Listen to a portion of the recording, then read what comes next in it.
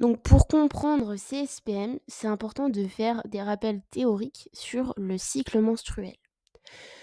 Donc tout d'abord, qu'est-ce que c'est le syndrome prémenstruel? Donc c'est une série de symptômes physiques, psychiques et aussi comportementaux qui démarrent entre quelques heures et plusieurs jours avant les règles et qui disparaissent généralement peu après leur arrivée. Donc le problème du syndrome prémenstruel, c'est que si c'est juste avant les règles, il y a pas de souci. Mais il y a parfois, ça peut durer une semaine, voire 10-15 jours avant les règles, avec des symptômes qui peuvent être plus ou moins importants et handicapants. Donc ici, juste en dessous, vous avez le cycle menstruel. Donc on a les menstruations. Donc il y a 2 hormones clés, c'est l'œstrogène et la progestérone. Donc ici, on va avoir une chute des hormones, des œstrogènes et de la progestérone. Donc les menstruations, leur durée, elles sont variables. Ça peut, durer de 3 à 7 jours. Ensuite, donc de la fin des menstruations jusqu'à l'ovulation, on va avoir les œstrogènes qui vont augmenter. Cette phase, c'est la phase folliculaire. À partir environ du 14-15e jour, on va avoir l'ovulation. Donc là, c'est vraiment le pic d'œstrogène. Après cette ovulation, on va avoir la phase lutéale. Et c'est là où il y a les syndromes prémenstruels. Donc ici, on va avoir un corps jaune qui va être produit et qui va libérer la progestérone. Et ensuite, on va avoir un corps blanc. C'est le corpus albicans. Et là, on va avoir donc une chute de la progestérone et des œstrogènes qui va déclencher les règles. Donc dans le cycle menstruel, il est important de comprendre le rôle clé de 2 hormones, les œstrogènes et la progestérone. Donc les œstrogènes, ils sont surtout en début de cycle, donc des règles jusqu'à l'ovulation. Donc ils sont sécrétés par les follicules ovariens et en petite quantité par le tissu gras. Donc les œstrogènes, ils sont responsables du déclenchement de l'ovulation, des caractères sexuels secondaires à la puberté. Ils réduisent le mauvais cholestérol et augmentent le bon cholestérol. Donc par exemple, ils permettent d'éviter d'avoir des plaques d'athérome qui peuvent venir boucher le vaisseau et à terme créer un AVC par exemple. Les œstrogènes sont aussi cardioprotecteurs et ils permettent de maintenir la souplesse de la peau et l'hydratation des muqueuses. Donc ici, on va voir le rôle de la progestérone. Donc c'est une hormone qui est principalement produite par le corps jaune dans l'ovaire après l'ovulation. Parce qu'effectivement, après l'ovulation, on va avoir un corps jaune qui va se développer au fur et à mesure. Donc plus il y aura de corps jaune, plus on va avoir une production de progestérone. Donc les effets de la progestérone, ça a tout d'abord un effet anxiolytique. Ça favorise aussi une rétention hydrique modérée. Donc ça peut contribuer à la sensation de gonflement ou de rétention d'eau ressentie en phase lutéale. Ensuite, la progestérone, elle a un rôle dans la préparation de l'utérus pour une grossesse. Donc si la fécondation elle a lieu, la progestérone reste élevée pour stabiliser l'endomètre et éviter les règles. Il y a aussi un effet immunomodulateur. Donc la progestérone elle a un effet légèrement immunosuppresseur. Elle diminue la réponse immunitaire locale pour éviter que le système immunitaire n'attaque un éventuel embryon. Ensuite, il y a un effet relaxant sur les muscles lisses. Donc la progestérone, elle agit comme un relaxant musculaire, ce qui a plusieurs effets. Donc elle va diminuer les contractions utérines, ce qui va prévenir des fausses couches précoces. Et elle va aussi ralentir la motilité digestive, ce qui peut causer une digestion plus lente, d'où les ballonnements ou une constipation. Donc sur cette diapositive, je vais vous présenter les symptômes physiques des SPM. J'ai essayé de présenter au maximum tous les symptômes, mais je suis sûre que j'en ai oublié parce qu'il y en a tellement et des fois qui ne sont pas forcément connus. Donc tout d'abord, on peut avoir des maux de tête et des migraines. On peut avoir aussi des insomnies. Ensuite, on peut avoir des troubles digestifs, donc ça peut être des ballonnements, de la constipation ou de la diarrhée. En général, c'est plus de la constipation parce que la progestérone va venir ralentir ce système digestif. Ensuite, on peut avoir de la nausée, des vomissements. On peut avoir également des vertiges ou des évanouissements. Donc plus connu, on a des douleurs pelviennes qui sont dues à des spasmes. On peut aussi avoir de la grande fatigue. Aussi, on peut avoir de l'acné hormonale. Donc l'acné hormonale, elle est située en général sur des zones spécifiques, par exemple sur le visage. Donc ça peut être le menton, dans le cou, au niveau en dessous des lèvres, par exemple. On peut avoir aussi des pertes de cheveux, des cheveux gras, plus que dans la première période du cycle. Beaucoup moins connu, mais on peut avoir la bouche sèche. On peut ressentir le besoin d'uriner plus fréquemment. On peut avoir donc, de la mastodynie. Donc la mastodynie, c'est le terme scientifique pour dire qu'il y a une tension mammaire. Et ensuite aussi, on a de la rétention d'eau. Donc, cette rétention d'eau, elle peut être responsable d'une prise de poids. Une fois qu'il y aura les règles, elle passera. Et ensuite, on peut avoir aussi un gonflement de différentes parties du corps, comme par exemple le visage, mais ça peut être d'autres parties du corps. Donc ici, je vais vous présenter les symptômes psychologiques des SPM. Donc on n'est pas forcément obligé d'avoir que des symptômes physiques, on peut avoir aussi des symptômes psychologiques. Donc on peut avoir de la dépression, on peut avoir de l'anxiété, une irritabilité, de la colère, des difficultés de concentration, ça c'est moins connu mais il peut y avoir ça. Il peut y avoir de la tristesse, de la perte de motivation, des troubles de la mémoire à court terme, ça aussi c'est beaucoup moins connu, ou des crises de pleurs. On a aussi donc des symptômes comportementaux. Donc on va avoir des fringales, souvent on va plus se réfugier avec des aliments soit plutôt gras, salés ou sucrés, mais ce qui n'est pas forcément bien, parce que vous allez le voir tout à l'heure, mais tout ce qui est le gras, le salé, etc., ça va être inflammatoire, donc ça va venir favoriser ces SPM, donc c'est un cercle vicieux. Ensuite, on va avoir un besoin accru de sommeil qui est créé à cette fatigue. Ensuite, on va avoir plutôt un isolement social et aussi une baisse de la libido. Donc ici, on va voir les causes globales du SPM. Donc ici, on va les voir rapidement et je les expliquerai plus en détail dans les prochaines diapositives. Donc on va avoir le stress chronique, les xénoœstrogènes. Donc xéno, ça veut dire étranger. Donc des œstrogènes étrangers à notre corps. Donc entre autres, on va avoir les perturbateurs endocriniens. Ensuite, on va avoir aussi en cause la flore intestinale déséquilibrée. On peut l'appeler aussi dysbiose, c'est un synonyme. On a le manque d'exercice physique ou la sédentarité. On va avoir une alimentation riche et transformée. Il y a aussi comme l'hypothyroïdie qui peut avoir un impact sur les SPM, le surpoids ou l'obésité, des régimes hypocaloriques et carencés. On peut avoir aussi un mauvais sommeil et en cause aussi on a la perte de poids ou la prise de poids rapide. Donc ici on va voir qu'est-ce qui cause les SPM. Donc avant tout c'est un déséquilibre hormonal. Donc pendant la phase lutéale, donc la phase lutéale c'est juste après l'ovulation jusqu'aux menstruations, on a normalement une dominance en progestérone et beaucoup moins d'œstrogène. Or, les SPM, c'est une dominance des œstrogènes par rapport à la progestérone. C'est ce qui va créer tous les symptômes. Mais on a différentes hyperœstrogénies. Donc l'hyperœstrogénie, c'est-à-dire qu'on a une dominance en œstrogène. Donc on a l'hyperœstrogénie relative. Donc c'est-à-dire qu'on a un taux normal d'œstrogène, mais on a une production de progestérone qui est insuffisante. On peut aussi avoir une hyperœstrogénie absolue, donc c'est-à-dire qu'on va produire trop d'œstrogène, mais qu'on a un taux normal de progestérone. Donc, qu'est-ce qui peut créer une hyperœstrogénie vraie?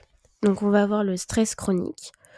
Donc, il faut savoir que lorsqu'on stresse dans notre organisme, on va avoir une hormone qui va augmenter. Ça va être le cortisol. Et il va venir perturber le métabolisme hormonal. Donc, il faut savoir que le cortisol rentre en compétition avec la progestérone. Parce qu'en fait, ils ont le même récepteur. Donc, en fait, la progestérone, elle va pas pouvoir se fixer sur son récepteur et entraîner tous les effets bénéfiques de la progestérone qui permet de diminuer entre autres les SPM. Ensuite, le surpoids et l'obésité. Donc, quand on est en surpoids et en obésité, on a plus de tissu gras. Donc, quand on a beaucoup de tissu gras, on va produire une enzyme appelée l'aromatase. Et cette enzyme, elle permet de convertir les androgènes, donc les hormones mâles, en œstrogènes. Donc plus on a de graisse, plus on a d'aromatase et plus on a d'œstrogènes. Ensuite, il y a l'exposition aux xénoœstrogènes, donc on peut dire aussi des perturbateurs endocriniens, qui vont venir imiter les œstrogènes qu'on produit naturellement dans notre organisme. Donc ils vont augmenter les œstrogènes dans notre corps. Ensuite, on a une alimentation riche en phytoœstrogènes. Bon, ça a plutôt une action assez faible, mais quand on a des gros SPM, ça peut être important de regarder son alimentation et de voir quel aliment, en fait, est riche en œstrogènes. Donc, souvent, le plus connu, c'est le soja. Ensuite, il y a le manque de sommeil. Donc, le sommeil, il permet de réguler la production hormonale. Donc un sommeil insuffisant, ça perturbe la production équilibrée d'hormones, favorisant l'augmentation des œstrogènes. On a aussi la consommation d'alcool. Donc l'alcool, il va venir surcharger le foie, qui est responsable de la dégradation des œstrogènes en deuxième partie de cycle.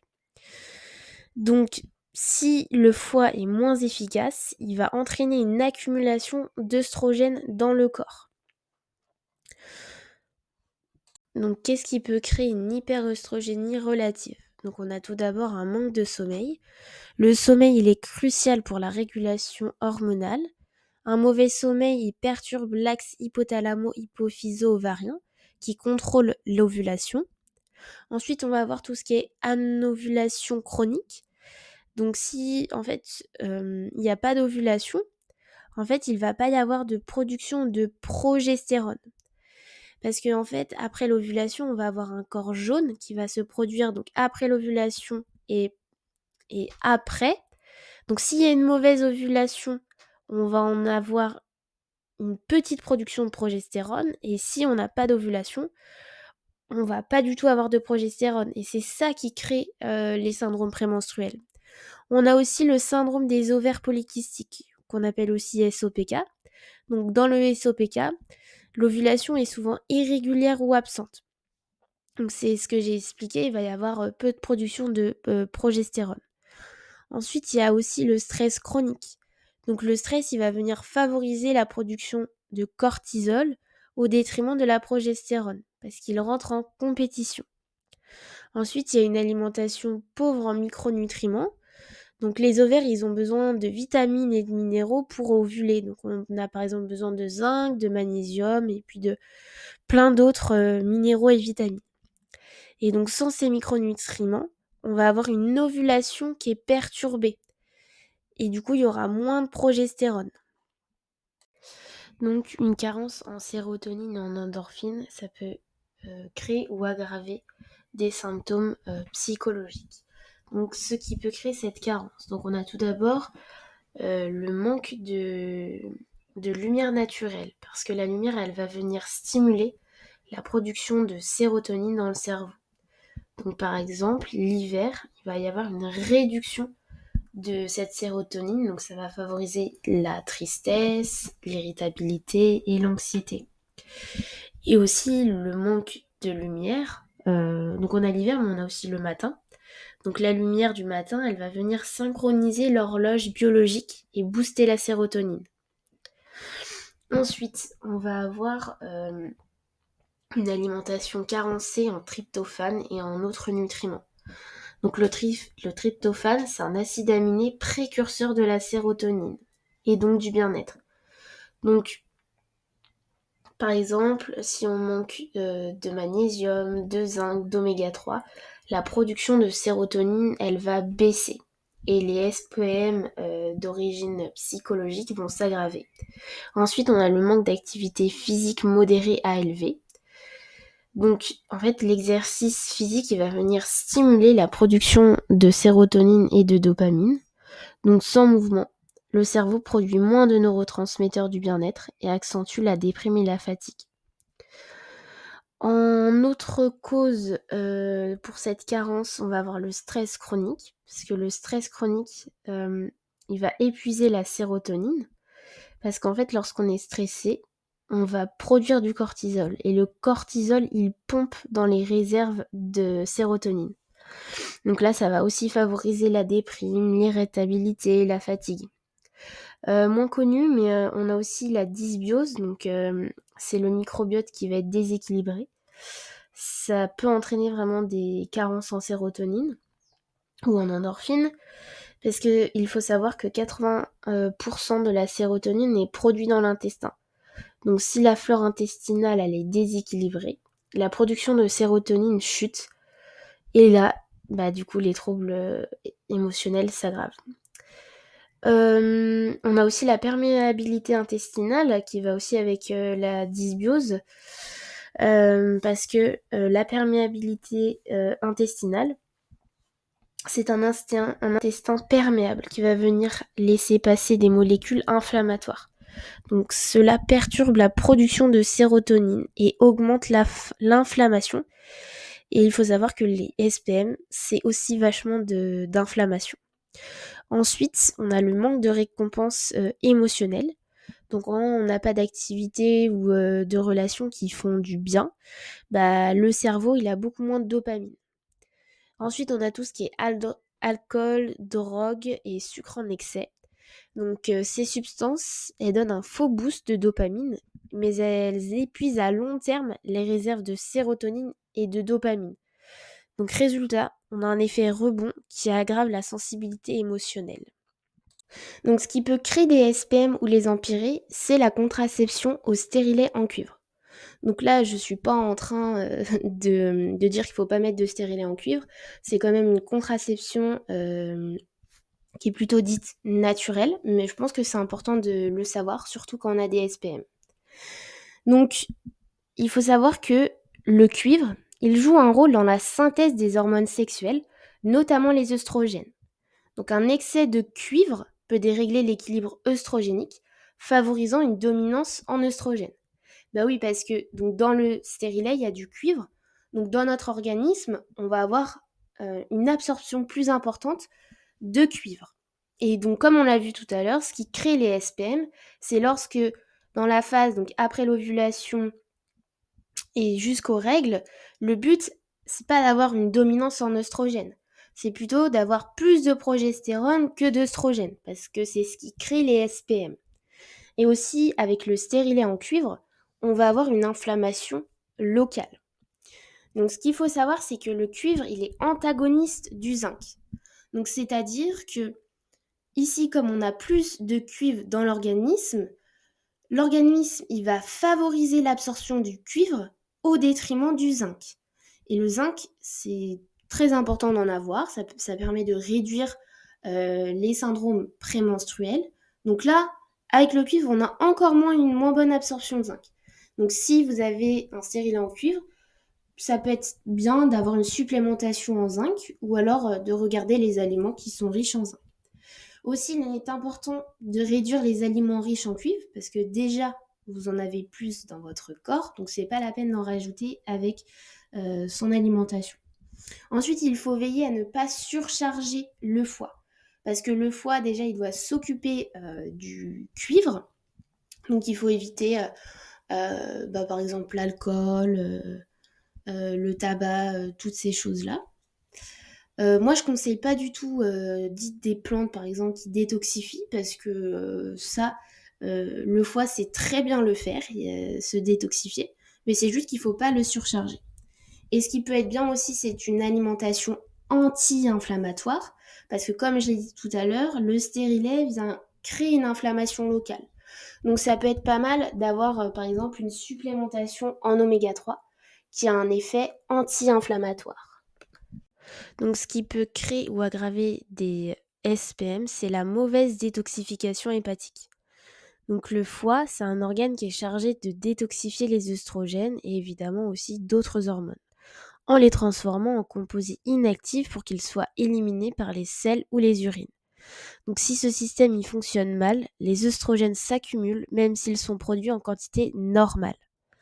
Donc qu'est-ce qui peut créer cette mauvaise détoxification hépatique ? Donc on va avoir la constipation. Donc quand on est constipé, on va avoir des œstrogènes qui vont être réabsorbés au niveau de notre intestin. On dit que c'est la voie entéro-hépatique. Donc on va avoir une augmentation des œstrogènes actifs dans le corps. Ensuite, on va avoir aussi tout ce qui est alcool, sucre, graisse trans, toxines environnementales. Donc tout ça, ça va venir surcharger le foie qui va devoir avant tout gérer ces toxines et donc il aura moins de capacité pour dégrader ses œstrogènes. Ensuite, on va avoir tout ce qui est manque de micronutriments. Donc le foie, il a besoin de cofacteurs pour bien transformer les œstrogènes. Donc sans ces micronutriments, la détoxification des œstrogènes, elle va être ralentie. Donc ce qui peut être pas mal, c'est tout ce qui est soufre. Donc on l'a dans l'ail, l'oignon et dans d'autres aliments.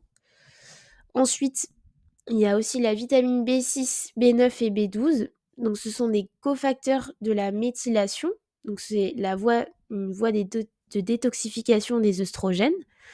Et la B6, elle est aussi clé pour la production de progestérone. Ensuite, on va avoir le magnésium, le zinc et le sélénium, qui sont des cofacteurs enzymatiques pour la détox hépatique. Et puis aussi, donc pour la détox hépatique, pardon. Ensuite, on a la carence en protéines. Donc les protéines, ils fournissent des acides aminés pour fabriquer les enzymes de détoxification. Donc si on manque de protéines, le foie est moins efficace pour neutraliser les œstrogènes. Enfin, on a aussi un manque de sommeil parce que le foie, il travaille surtout la nuit. Donc si on dort mal, sa capacité de détox est réduite. Je voulais faire surtout un petit point. Il y a pas mal de personnes qui vont vendre les mérites de certaines plantes pour la détoxification du foie, etc. Alors il faut savoir que le foie, en fait, il sait se détoxifier tout seul. Il faut juste lui apporter les éléments pour qu'il puisse le faire. Mais il n'y a pas forcément de choses miracles pour détoxifier. C'est vraiment le faire tout seul. Donc si vous avez aimé la vidéo, n'hésitez pas à mettre un like et à vous abonner. Sur ma chaîne YouTube, il y aura une vidéo sur les solutions qu'on peut trouver pour les SPM. Parce qu'il y a de nombreux médecins qui soit ne trouvent pas vraiment de solution ou alors donnent la pilule. Et il y a vraiment des solutions qui permettent de diminuer drastiquement les symptômes.